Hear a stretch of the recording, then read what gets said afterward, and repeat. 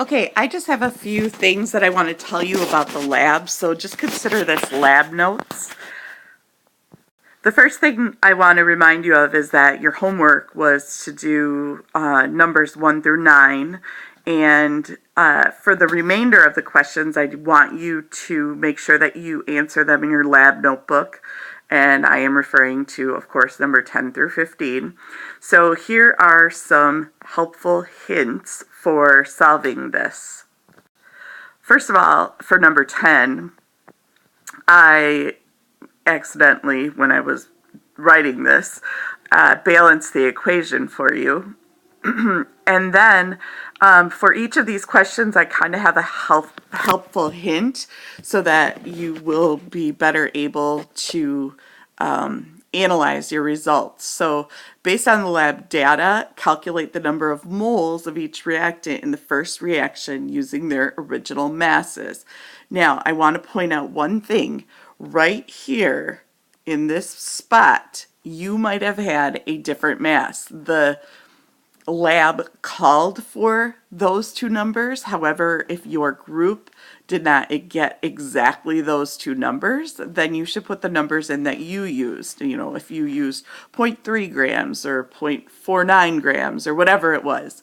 So you're going to solve for the number of moles of CuCl2 and Al that you used, and then you are going to take the moles of CuCl2 that you solve for and use that in part C down here. Now I want to note that you have to solve for the molar mass of both of those in order to solve for the moles.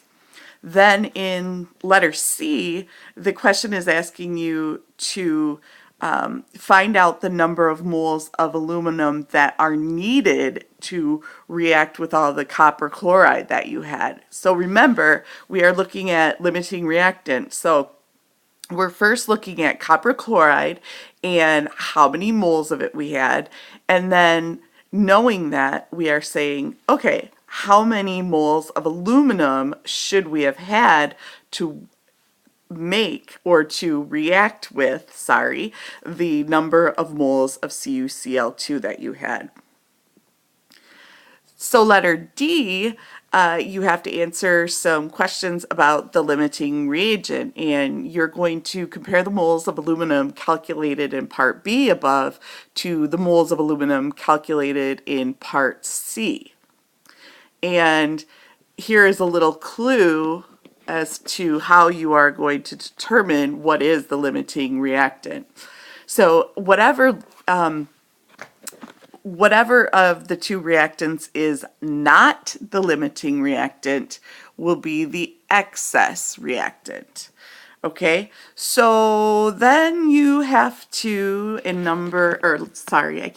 letter F, determine the maximum number of moles of AlCl3 that actually can be produced based on the moles of limiting reagent present in the reaction.